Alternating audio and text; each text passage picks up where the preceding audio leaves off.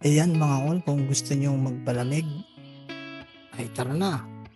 Dito po sa Indang Cavite sa halagang ₱50.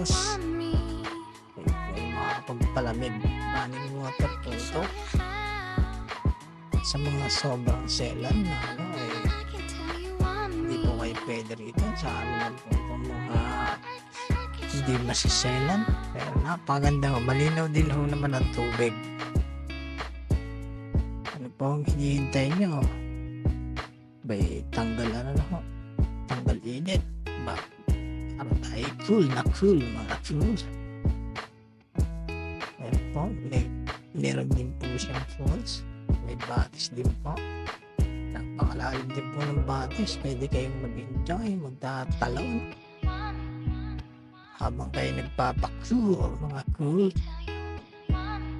Ayan po, marami rin po silang cottage. Meron din po silang tindahan dito. Sa halagang ₱50 po, may enjoy nyo na. At paano nga ako ba pumunta rito? Type na lang ako sa Google, St.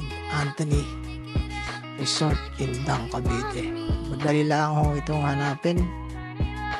Pagka kayo po ay manggagaling ng bayan ng Indang, nasa Kalwa, pwede lang galing ng Alfonso, nasa parting kanan po. So, kung hinihintay nyo, hinihintay nyo yung pamilya dito, kayo mga pusay.